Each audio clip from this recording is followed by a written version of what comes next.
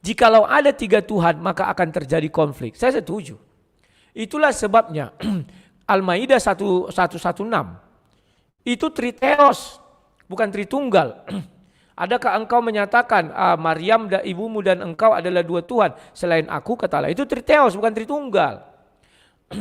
Konsep Tritunggal itu di mana Tuhan di dalam dirinya ada firman. Jadi bagi kami orang Kristen, Tuhan tidak dikatakan Tuhan apabila tidak berfirman. Tuhan tidak dikatakan Tuhan apabila tidak memiliki roh. Karena Yohanes 6 ayat 63 mengatakan, roh lah yang menghidupkan. Jadi kalau Tuhan kami tidak memiliki roh, maka dia batu yang tidak bisa ngapa-ngapa. Dia diam membisu. Dan kalau Tuhan kami tidak punya firman, dia tidak bisa menciptakan apapun. Ayat 3, segala sesuatu diciptakan oleh dia, tanpa dia tidak ada yang jadi. Jadi ini sudah jelas sekali. Ya, kami tidak pernah menuhankan 3, kami menuhankan Bapa yang Esa juga. Tetapi di dalam keesaannya dia tidak bersekutu dengan yang lain, hanya bersekutu dengan dirinya sendiri. Di dalam dirinya ada firman Tuhan dan di dalam dirinya ada roh Tuhan. Kita tidak bisa membatasi, Pak. Contoh, kita mengatakan bahwa seperti tadi, Tuhan itu tidak mungkin beranak. Oke, kalau beranak sama dengan makhluknya, oke. Ada juga makhluk Tuhan yang tidak beranak, sama juga dengan makhluknya. Jadi kalau kita buat perbedaan beranak dengan tidak beranak, Tuhan itu tetap makhluk. Baik beranak dia makhluk, baik tidak beranak dia makhluk. Lain. Itulah yang bisa saya sampaikan, bahwa Tuhan kami tidak bersekutu dengan yang lain, dia hanya bersekutu dengan dirinya sendiri, yakni firman, roh, dan Bapa itu sendiri. Lanjut, Pak Ali, silakan. Pak Ali, silakan. Thank you Pak Rudi. Baik, kenapa Allah Azza wa Jalla menugaskan malaikatnya dengan berbagai fungsi dan peran? Ada malaikat yang membawa wahyu, namanya Jibril alaihissalam, dan malaikat-malaikat lainnya. Kita fokuskan kepada Jibril. Maka jawabannya adalah Allah telah menciptakan sebuah atau makhluk yang disebut malaikat dengan keagungan dan kebesaran yang luar biasa kemampuannya. Bahkan dalam salah satu hadis menceritakan sosok Jibril yang sangat perkasa, yang sangat besar, ketika dia mengepakkan sayapnya tertutup ufuk timur dan barat. Artinya ini adalah makhluk-makhluk Allah yang secara penciptaannya adalah melebihi kapasitas kita manusia biasa, kapasitas kedagingan manusia. Maka ketika Allah menugaskan malaikat untuk menjalankan tugas-tugas tertentu, tidak menandakan, tidak membatasi kemahakuasaan Allah. Bahkan ini menjadi tanda, menjadi bukti, menjadi dalil bahwa Allah itu Maha Kuasa. Makhluk yang dia ciptakan sebegitu agungnya, maka bagaimana sang penciptanya? Jadi hikmah dari penciptaan malaikat dan tugas-tugasnya teman-teman adalah menunjukkan maha kuasanya sang pencipta. Karena mereka adalah makhluk-makhluk Allah yang taat dan tidak akan bermaksiat kepada Allah, dan mereka semuanya ciptaan Allah menunjukkan bagaimana kemahakuasaan sang pencipta. Baik, itu satu. Kemudian persoalan yang menarik tadi disampaikan bahwa firman Allah lah tersebut yang menjadi titik fokus kita kali ini. Persoalan utama dari teman-teman Kristen adalah ketika memisahkan firman dari sang Tuhan tersebut. Ketika menganggap firman sebagai satu esensi baru dari keilahian. Ketika menganggap firman harus terpisah, atau bukan bahasanya terpisah, harus berdiri sendiri, tidak menjadi satu kesatuan utuh dari sang Tuhan itu, dari keilahian tersebut. Sedangkan Islam menarasikan firman atau kalam sebagai sebuah sifat dari sifat-sifatnya Allah. Bahkan banyak sifat-sifat yang lain, Pak Rudi. Bagaimana dengan sifat Allah yang maha pengampun? Waalaikumsalam warahmatullahi. Bagaimana sifat Allah yang maha penyayang? Jadi jika kita katakan sifat Allah kalam, maka yang dihasilkan oleh kalam ini adalah kalimah. Kita setuju? Ada sifat Allah adalah Ar-Rahman, yang maha penyayang. Maka sifat Ar-Rahman ini menghasilkan rahmat. Ada sifat Allah Ghafur, Al-Ghafur. Allah itu maha pengampun. Dari Al-Ghafur menghasilkan maghfirah atau ampunan. Jika kita paksakan konsep memisahkan sifat dengan Allah, maka akan banyak sekali ilah-ilah yang lain harus menjadi esensi bersama Allah. Ada kalimah, ada firman, ada rahmat. Nah, ini harus kita cari siapa yang memerankan rahmat nanti. Ada maghfirah yang harus memerankan maghfirah dan sifat-sifat Allah lainnya.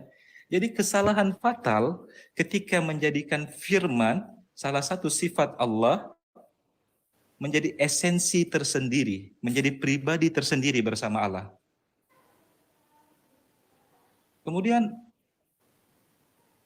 setelah ada firman, tiba-tiba ada Roh Kudus lagi yang tidak ada hubungannya dengan sifat Allah. Jadi itu coba diluruskan kepada kami, Pak Rudi. Kenapa firman itu harus berdiri sendiri? Harus menjadi esensi yang akhirnya menjadi bagian dari pribadi Tuhan tersebut.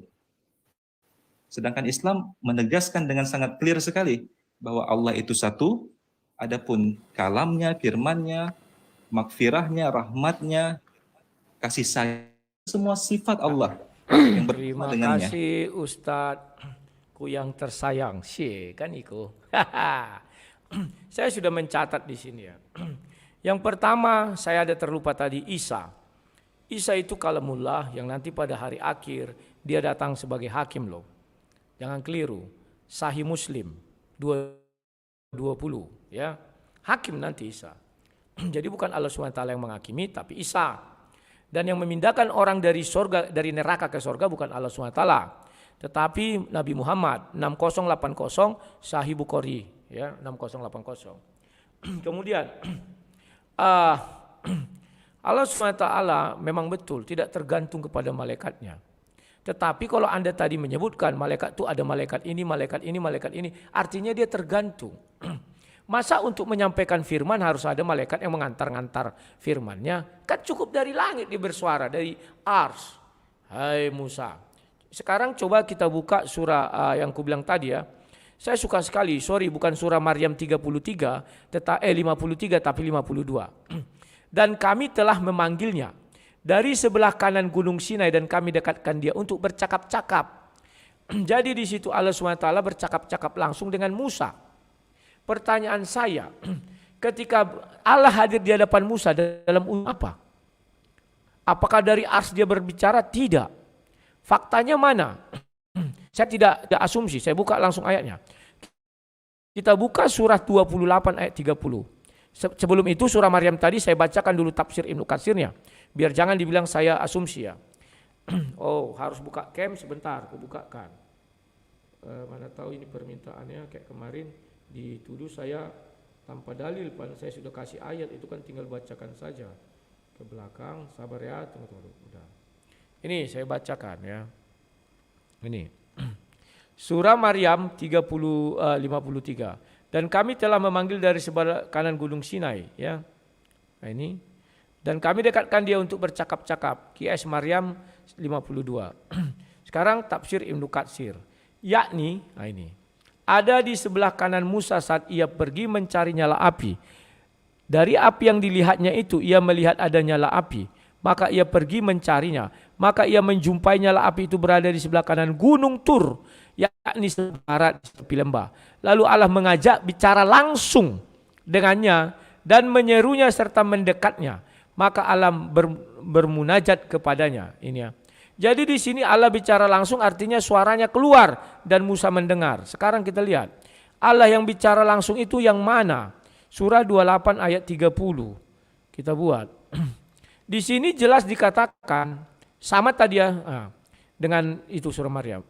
Maka ketika dia Musa sampai ke tempat api itu, jelas ya. Maka ketika dia Musa sampai ke tempat api itu, dia diseru dari arah pinggir sebelah kanan lembah, dari sebatang pohon. Ingat, bukan saya yang mengatakan. Terjemahan bahasa Indonesia mengatakan dari sebatang pohon.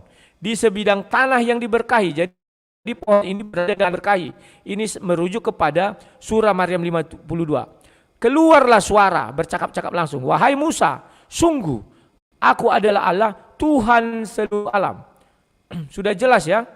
Jadi di sini kalau kamu tak percaya bahwa Tuhan itu suaranya tidak bisa terpisah, dia tidak bisa hadir dalam wujud lain, bentuk lain, ya tolong terjemahkan itu.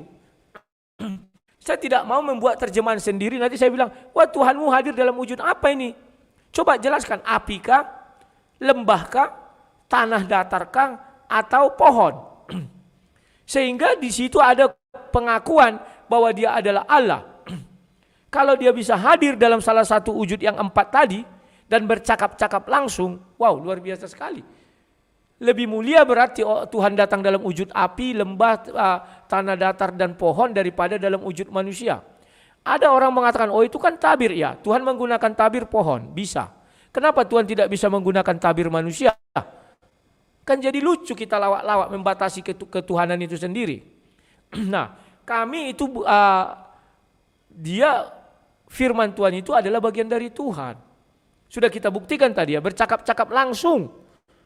Ngomong ini, bicara tanya jawab. Baca saja surah 28 30 sampai 33. Di situ Tuhan mengatakan, masukkan sakumu, lemparkan, terjadilah tongkatmu ini segala macam. Masuk tangan Musa bercahaya dan segala macam. Ada apa interaksi? Apakah Jibril ada di situ? Enggak ada Jibril di situ. Maka Waraqah bin Naufal mengatakan itu namus. Jadi saya bingung, namus ini siapa? Apakah namus ini Allah SWT yang bercakap-cakap langsung atau yang mana? Kalau memang itu yang dikatakan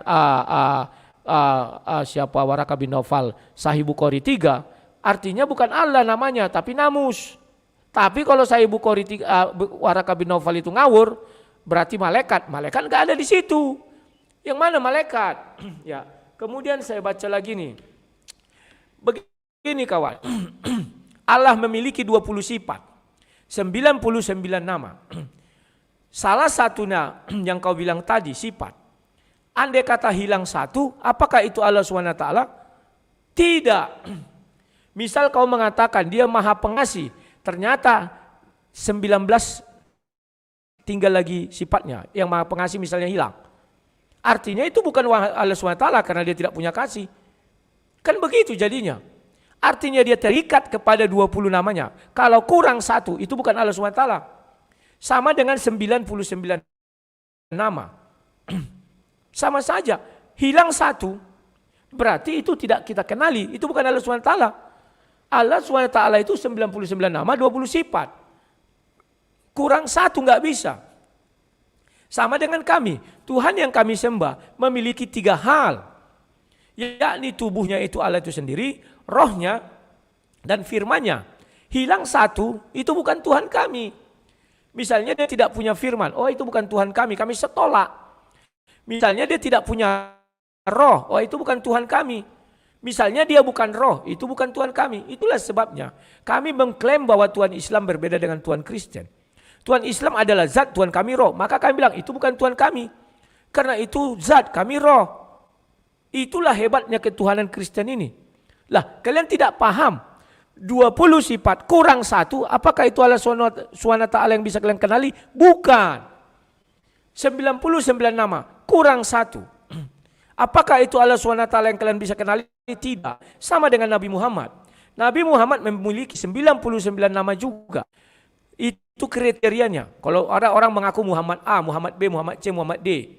Ya, ada Muhammad misalnya ya di sinilah di Amerika, untuk mengenalinya 99 nama ini ada enggak pada orang itu? Kalau kurang satu aja kurang, itu bukan Muhammad yang Nabi. Apalagi sampai 10 kurang, itu bukan Nabi Muhammad, tapi Muhammad lain yang bukan Nabi. Begitu cara mengenalinya. Jadi boleh kami katakan kalian tidak mengimani lagi Tritunggal. Nanti ku bilang 120 tunggal jadinya. Semuanya tergantung. Dia tergantung kepada sifatnya sendiri. Dia tergantung kepada asmaul husnanya sendiri. Ya sama kami, dia tergantung kepada firmannya sendiri. Dia tergantung kepada rohnya sendiri. Itu yang bisa saya sampaikan, tolong diperdalam, dipahami, silakan. Dalam, dipahami, silakan. Brother host, saya mau tambah 1 menit, Bang Ali. Ini yang kasih data brother dari orang Rudy, itu semua bohong ini. Di dalam matan Quran teks itu tidak ada. Kamu turun. Kamu bohong terus di sini. Masuk. Tidak ada halul di dalam surah Qasas. Kamu cerita bro, Allah sudah halul di dalam pohon ya. Jangan bohong di sini. Bro, kau masuk mengganggu. Di mana dalam surah Qasas Allah sudah halul di dalam pohon. Jangan